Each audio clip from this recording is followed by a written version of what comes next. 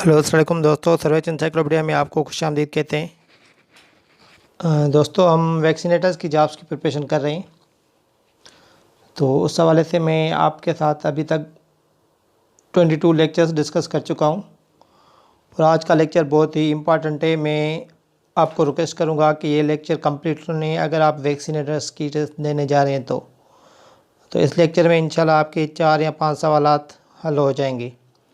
तो ये लेक्चर इसलिए इम्पोर्टेंट है क्योंकि अभी तक हम जितनी भी ईपीआई की डिजीज़ कर चुके हैं उसमें से वैक्सीनेशन का क्या शेड्यूल होता है वो सारी चीज़ें इस लेक्चर में डिस्कस हम करेंगे। और उनका इम्यूनाइजेशन शेड्यूल क्या है, वैक्सीन कब लगती है, कौन सी लगती है, कितनी बीमारियाँ हैं, कितनी बीमारियों के लिए वैक्सीनेशन लगती है, कौन कौन सी वैक्सीन लगती है और कब कब लगती है, किस टाइम लगती है, कितनी दफ़ा लगती है, सारे आंसर्स इस लेक्चर में आपको दिए जाएंगे। तो ये इम्यूनाइजेशन शेड्यूल जो कि ईपीआई वैक्सीन्स का होता है ये बहुत इंपॉर्टेंट होता है। वैसे भी अगर आपकी जनरल नॉलेज के लिए अगर आप जानना चाहें फिर भी आपके लिए ये लेक्चर बहुत इंपॉर्टेंट है। तो ये लेक्चर कंप्लीट मेरा सुनिएगा, इसमें जो भी चीज़ें आप नोट कर लें और जो मैं आपको चार्ट वगैरह बताऊंगा वो भी आप अपने पास स्क्रीनशॉट करके सेव कर लें अपने पास। तो अपनी नॉलेज के लिए भी आपके लिए अच्छा है। और अगर आप टेस्ट दे रहे हैं वैक्सीनेटर्स का या जूनियर टेक्नीशियन वैक्सीनेटर का या उससे रिलेटेड कोई भी एग्ज़ाम हो तो ये इम्यूनाइजेशन शेड्यूल बहुत इंपॉर्टेंट है। ठीक है, तो आज का लेक्चर कंप्लीट सुनिए और मेरे चैनल सर्वेच इंसाइक्लोपीडिया को सब्सक्राइब करें ताकि मैं मज़ीद वीडियोज़ आपके साथ शेयर कर सकूं और वो आप तक पहुंच सके। तो आइए चलते हैं आज के लेक्चर की तरफ। तो दोस्तों देखें complete schedule immunization schedule of EPI vaccine. ठीक है, तो अभी तक जो भी हमने वैक्सीन्स पढ़ी है उसका हम शेड्यूल आज पढ़ेंगे कि वो कब लगती है, कितनी टाइम से लगती है। ठीक है,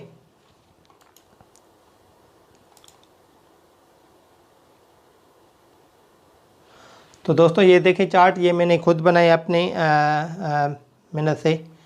उसमें मैंने ये देखो वैक्सीन के सारे जो भी हम लगती है सारी वैक्सीन उसका नाम लिखा हुआ है और उसके अलावा क्या लिखा हुआ है आप नोट करें कि डिजीज़ नेम लिखा हुआ है। ठीक है, ये डिजीज़ नेम है, ये वैक्सीन का नाम है और ये टाइम ऑफ वैक्सीनेशन है, वैक्सीन देने की उम्र, सही जो उम्र होती है वो तीनों चीज़ मैंने लिखी है।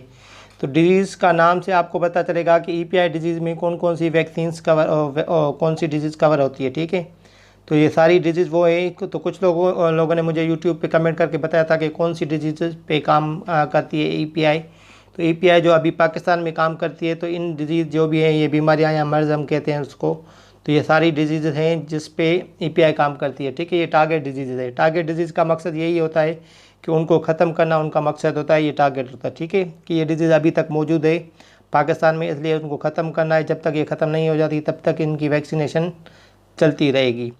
तो फर्स्ट तो ये होगा कि कौन सी बीमारियां हैं, तो आपको ये नोट करना इस कॉलम में आपको मिल जाएगी कि कौन सी डिजीज़ पे ईपीआई काम करता है। ठीक है, तो उसमें सबसे पहले ट्यूबरक्लोसिस है, हेपेटाइटिस बी है, पोलियो और पोलीमाइलेटस दूसरा नाम भी लिखा हुआ है मैंने, डिप्थेरिया है, पर्ट्यूसिस है, टेटनस है, हेपेटाइटिस बी अगेन, मेनिंजाइटिस है, निमोनिया है, स्ट्रिप्टोकोकस निमोनिया है, निमोकोकस जिसको कहते हैं, डायरिया है और टाइफाइड फीवर है। ठीक है, टाइफाइड फीवर मैंने आपको लेक्चर 22 में बताया था कि ये उर्दू वाली किताब में नहीं है, ये अपडेटेड वो किताब नहीं है उर्दू वाली, इसलिए मैंने टाइफाइड भी आपको बता दिया था लेक्चर नंबर 22 में। ठीक है, कि वो क्या होता है और कौन सी वैक्सीनेशन उसके लिए होती है।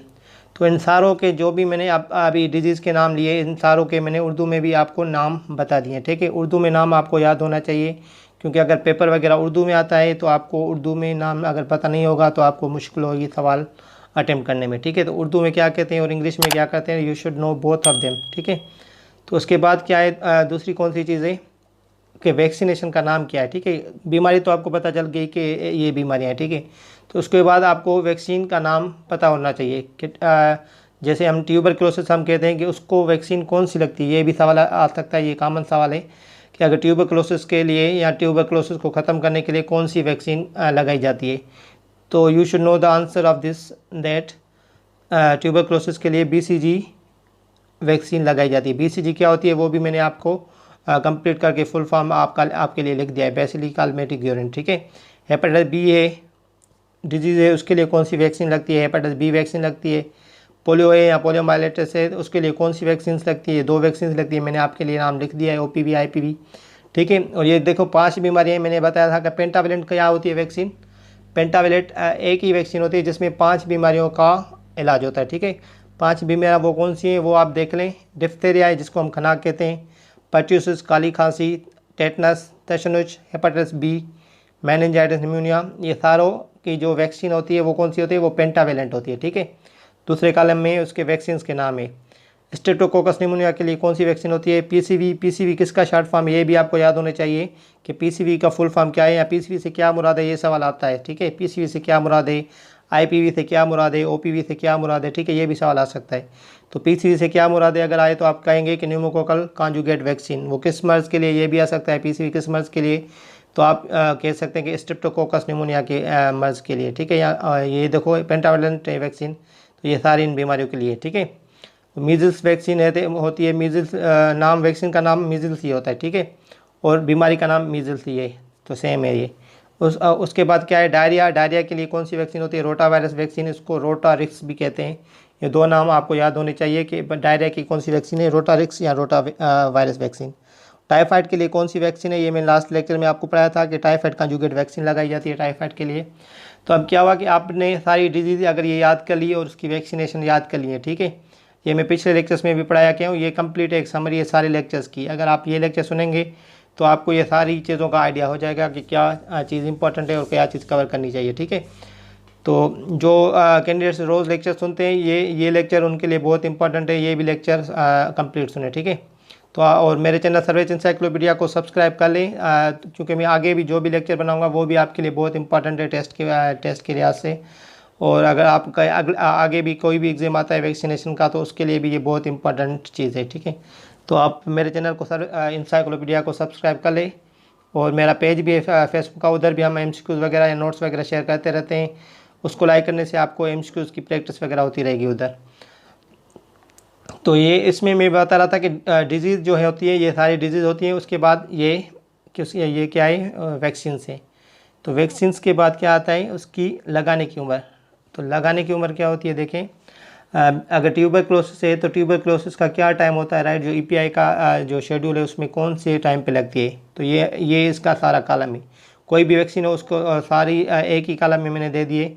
जैसे अगर बीसीजी है तो बीसीजी किस टाइम लगती है और कितनी दफ़ा लगती है वो आपको इस कॉलम में मिल जाएगी। ठीक है, तो ट्यूबरक्लोसिस की बीसीजी है वो एक ही दफ़ा लगती है, मैंने आपको बताया था। वो कब लगती है, वो एट बर्थ लगती है। एट बर्थ मतलब पैदाइश के फ़ौरन बाद वो लग जाती है बीसीजी। बीसीजी किसके लिए होती है, ट्यूबरक्लोसिस के लिए। सही है। हेपेटाइटिस बी का जो पहला डोज होता है वो कब लगता है, वो एट बर्थ लगता है, बच्चा पैदा होने के बाद ही। ठीक है, बच्चा पैदा होने के बाद एक बीसीजी लगती है और क्या लगती है, ट्यूबरक्लोसिस। और उसके अलावा एक पोलियो भी लगती है। पोलियो का पहला डोज जो लगता है, या ज़ीरो खुराक जो ज़ीरो खुराक होती है या ज़ीरो डोज जिसको हम कहते हैं, वो भी एट बर्थ भी लगती है। तो ये आपको पोलियोमाइलिटिस के जो सारी वैक्सीन है ये आपको इस कॉलम में मिल जाएगी। पोलियो के लिए जो वैक्सीन लगती हैं, ये देखो ओपीवी ज़ीरो मतलब ज़ीरो खुराक जो होती है, इसको एट बर्थ कहा जाता है। सही, एट बर्थ पे लगती है। उसके बाद ओपीवी 1 लगता है, वो कब लगता है, 6 वीक्स की उम्र में, जब 6 हफ्ते की उम्र हफ्ते का बच्चा हो जाता है।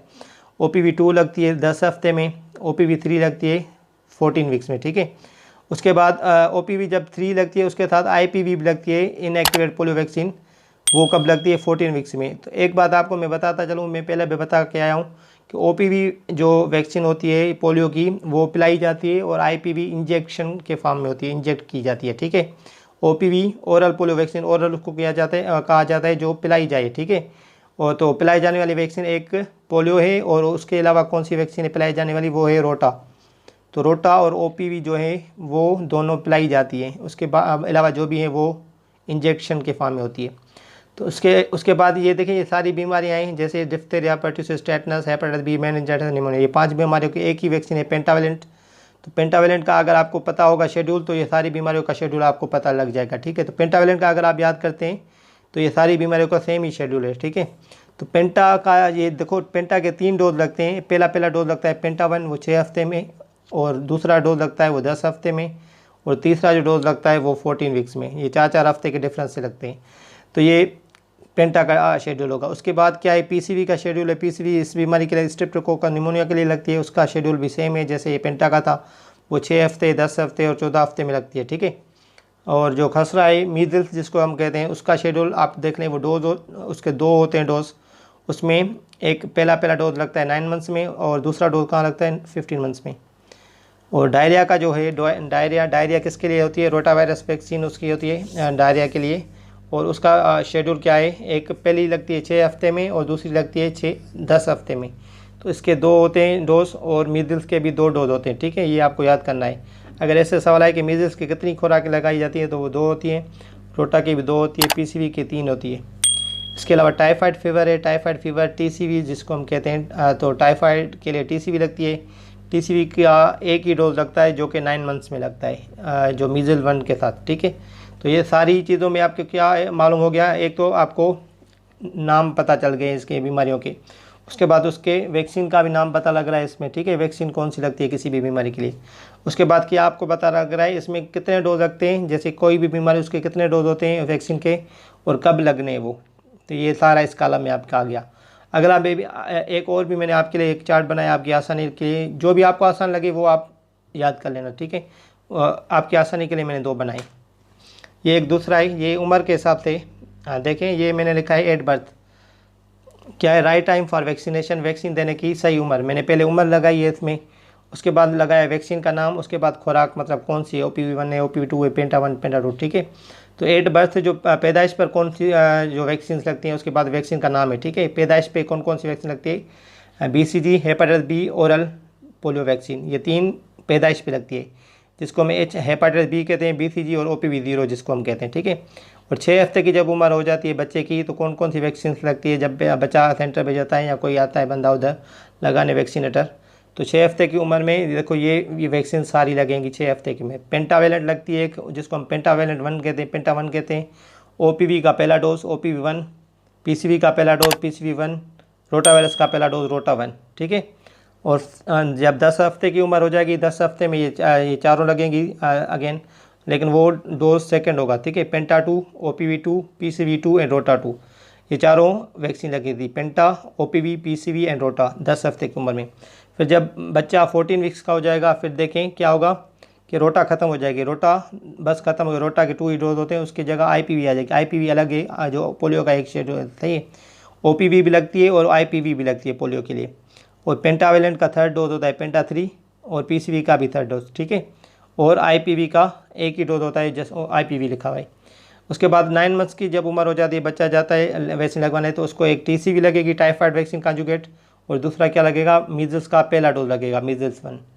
जब लास्ट वैक्सीन कब लगती है, जो 15 मंथ्स की उम्र का बच्चा जब हो जाता है, तो लास्ट वैक्सीन का डोज होता है उसका मीजल्स 2 का। तो ऐसे ही सारा इसका शेड्यूल मुकम्मल हो जाता है, ठीक है, बच्चे का पैदाइश से लेकर 15 मंथ तक। और TT का जो शेड्यूल होता है वो ख़वातीन के लिए होता है, वो इस लेक्चर में हम डिस्कस नहीं कर रहे, वो मैं अलग से लेक्चर आपके लिए टेटनस वाला जब हमने लेक्चर डिस्कस किया था उसमें मैं डिस्कस कर चुका हूँ, वो सेम ही है। ये बच्चों का शेड्यूल है सारा, जो बच्चा पैदाइश होता है और 15 मंथ तक EPI की डिजीज़ जो भी होते हैं उसके लिए जो वैक्सीन लगाई जाती है, सारा शेड्यूल है, ठीक है। तो एक मैंने गवर्नमेंट हॉस्पिटल से जो मुझे मिली थी, वो क्या कहते हैं वैक्सीन कार्ड बच्चे का, तो मैंने बच्चे का कार्ड वो लिया है आपके लिए, वो भी आपको मैं शेयर कर देता हूँ। तो उसमें क्या है कि सारा वैक्सीन अभी जो दे रहे हैं, ये मतलब लास्ट मंथ का ही है, वो कार्ड मैं आपके साथ शेयर कर रहा हूँ। तो ये भी आप अगर आपको याद करना है तो वो ऑथेंटिक है, वो आप याद कर सकते हैं। उसमें से जो मैंने अभी शेड्यूल बनाई ये सेम ही है, अगर वो आप याद करना चाहिए या ये याद करें सेम है, लेकिन मैं आपके तसल्ली के लिए वो आपको दिखा देता हूँ कि ये भी ये गवर्नमेंट हॉस्पिटल्स में ये चार्ट देते हैं जब वैक्सीन किसी बच्चे को लगाते हैं, ठीक है। तो उनको कार्ड वो उनके पास होता है जब तक वैक्सीन कंप्लीट हो जाए। जैसे अगर पैदाइश पे कोई बच्चा जाता है पैदाइश के बाद, तो उनको वो कार्ड बनेगा जिसमें नाम वगैरह लिखा होगा, फादर नेम लिखा होगा और बच्चा कब पैदा हुआ वो लिखा होगा। और जब वैक्सीन शुरू में लगाएंगे, जैसे BCG1 है और BCG है और हेपेटाइटिस बी की है, ओरल अगर पिला रहे हैं, तो उसके बाद वो डोज उसमें इंसर्ट कर देंगे। वो मैं आपको चार्ट बता रहा हूँ कि कौन कौन सी वो लगाते हैं। ये देखें, ये चार्ट मैंने पहले भी आपके साथ ये थोड़ा दिखाया था, लेकिन अभी मैं डिटेल में आपको बता रहा हूँ। देखें ये चार्ट होता है, एक होता है सही उम्र के ऊपर क्या है, वैक्सीन का नाम, वैक्सीन लगाने की तारीख, वैक्सीन का ज़रिया, आइंदा वैक्सीन लगाने की तारीख और वैक्सीन लगाने वाले के दस्तखत, ठीक है। ये चारों उसमें कॉलम भरे जाते हैं। तो वैक्सीन लगाने की तारीख कौन सी, आज कब लगा रहे हैं वो वैक्सीन, उसकी अगली तारीख कौन सी होगी जो दूसरी लगाएंगे वैक्सीन, ठीक है। एक तो लग गई आज, उसके बाद कब लगाएगी, और जैसे 6 हफ्ते की उम्र में लगती है, जैसे पैदाइश पे एक लग गई तो उसके बाद 6 हफ्ते की उम्र में लगेगी। तो ऐसे ही ये सारे वैक्सीन के नाम है। देखें ये पैदाइश पे कौन सी वैक्सीन है, ये पैदाइश में क्या है, एक पोलियो के कतरे हैं OPV, ठीक है, हेपेटाइटिस बी है, काले यरकान का टीका या पैदाइश के 14 घंटे के अंदर अंदर, और कौन से टीबी का टीका, ठीक है, BCG। टीबी का टीका कौन सा होता है? BCG। तो 6 हफ्ते की जब उम्र हो जाएगी तो मैंने पहले डिस्कस कर चुका हूँ, एक पोलियो के कतरे होते हैं, रोटा 1 होता है, न्यूमोकोकल 1 होता है और पेंटावलेंट 1 होता है। ये उर्दू में नाम लिखे हैं, ये इंग्लिश में। 10 हफ्ते का हो जाएगा तो सेम शेड्यूल जो मैं आपको पहले डिस्कस कर चुका हूँ उसमें चार्ट में, पिछले वाले में, पोलियो के कतरे, रोटा, न्यूमोकोकल, पेंटावलेंट 2, ठीक है। 14 हफ्ते की देखें उम्र में ये 4 वैक्सीन सेम, लेकिन इसमें IPV ऐड हो जाएगी, IPV हो जाएगी, रोटा ख़त्म हो जाएगा। रोटा के 2 कंप्लीट हो चुके हैं 10 हफ्ते में, ठीक है। तो IPV आ गई और पेंटा, PCV, OPV सही सेम, उनका तीसरा जो डोज होता है। 9 माह की उम्र में कौन सी होती है? एक टाइफाइड वैक्सीन होती है और खसरा मीन्स मीज़ल्स की एक वैक्सीन होती है 9 माह की। और 15 में कौन सा होता है? मीज़ल्स 2, ठीक है। अगर मुकर्रर तारीख पर वैक्सीनेटर आपके इलाके में नहीं आता तो अपने बच्चे को हिफाजती टीकों के मरकज़ ले जाकर टीका लगवाएं। तो वैक्सीनेशन बहुत ज़रूरी है। इसमें लिखा हुआ है अगर वैक्सीनेटर आपके पास नहीं आ रहा किसी भी वजह से, या आप दूर हैं या उनके डेस्क पे या मिस हो जाता है कहीं भी कभी, तो आपको पता है कि आपका बच्चा पैदाइश कब हुई है और कितने टीके उसको लगे हैं, तो अगर कोई टीका या वैक्सीन मिस हो गई है तो आपको उनको मरकज़ लेके जाना है, जो वैक्सीनेशन का मरकज़ होता है, वहाँ पे आपको टीके लगवाने हैं, ठीक है। ये गवर्नमेंट की मतलब है बच्चों के लिए कि सारे टीके लग जाएं ताकि ये सारी बीमारियाँ ख़त्म हो जाए, ठीक है। ये सारा शेड्यूल बहुत इंपॉर्टेंट है। ये अगर आप याद करेंगे तो आपके 4 या 5 सवालात जो टेस्ट के आएंगे तो इंशाल्लाह इसी में ही होंगे और इंशाल्लाह आप हल कर देंगे अगर इस चार्ट को आपने सही से याद करा हुआ है। तो आज जैसे मैं आपको MCQ देता हूँ, आज भी मैं आपको MCQ दे रहा हूँ, 2 आपको इसी चार्ट में से MCQ दे रहा हूँ, वो आपको मुझे कमेंट करके बताना है। कमेंट करके बताएं ताकि आपको मुझे पता चले कि आपने स्टडी सही की है, ठीक है, और चार्ट को समझाएं। ये आपके लिए MCQ दे 2, पोलियो से बचने के लिए OPV की कितनी खुराकें डोजेज दी जाती हैं? 2, 3, 4 या 5। और दूसरा क्वेश्चन है निमोकोकल वैक्सीन की दूसरी खुराक कब दी जाती है? 6 हफ्ते की उम्र में, 10 हफ्ते में, 14 हफ्ते में या 18 वीक्स में। इसके बाद देखें, ये मेरा चैनल है सर्वेच एनसाइक्लोपीडिया का, हम वहाँ पे वैक्सीनेटर्स की तैयारी करा रहे हैं, ठीक है। तो वैक्सीनेटर्स का सर्वेच एनसाइक्लोपीडिया पे अगर आप आएंगे तो मैंने लेक्चर्स बहुत अपलोड कर चुका हूँ मैं, अभी तक 23 लेक्चर्स है, ये 23rd लेक्चर है हमारा। उसके अलावा मैंने पास्ट पेपर्स भी शेयर कर चुका हूँ आपके साथ, पास्ट पेपर्स जो पंजाब में हुए थे और पास्ट पेपर जो सिंध में हुए थे, ठीक है। सिंध में 2018 में पेपर हुआ था और जो पंजाब में अभी फरवरी में पेपर हुआ है जूनियर टेक्नीशियन वैक्सीनेटर का, वो भी मैंने आपके साथ शेयर कर दिए। मैं लिंक भी आपको दे दूँगा उसकी और शेयर भी कर रहा हूँ डिस्क्रिप्शन में, तो वो भी आप देख लें। टेस्ट के लिए वो पास्ट पेपर भी ज़रूरी है और जो मैं आपको लेक्चर्स बता रहा हूँ वो भी ज़रूरी है। इसके अलावा मैंने आपको उर्दू वाली बुक बताई थी और सिंधी वाले भी, तो जो उर्दू में अच्छी चीज़ें वो आप उर्दू में ही कवर करें तो अच्छी है, जो चीज़ें नहीं हैं जो अपडेट हुई हैं वो आप सिंधी से पढ़ के उर्दू में ट्रांसलेट खुद कर सकते हैं, या मैं लेक्चर भी उन पर बना लूँगा। तो आप तैयारी अच्छे से करें और सारी चीज़ें कवर करने की कोशिश करें। साइंस और GK भी पढ़ लें साथ साथ, क्योंकि टेस्ट अगर मार्च में होता है तो टाइम शायद मेरे पास शायद कम रह जाएगा, तो मैं वैक्सीनेशन पे ही महदूद रहूँगा। अगर टाइम मिलता है और टेस्ट मई तक चली जाती है, रमज़ान के बाद होती है, तो I will be covering GK and science is well, ठीक है। तो वो भी मैं कवर करने की कोशिश करूँगा, साइंस और GK, जो कि वो भी इम्पोर्टेंट है। तो आप अपना ख्याल रखिए, मेरे चैनल सर्वेच एनसाइक्लोपीडिया सब्सक्राइब करें। शुक्रिया, अल्लाह हाफिज़।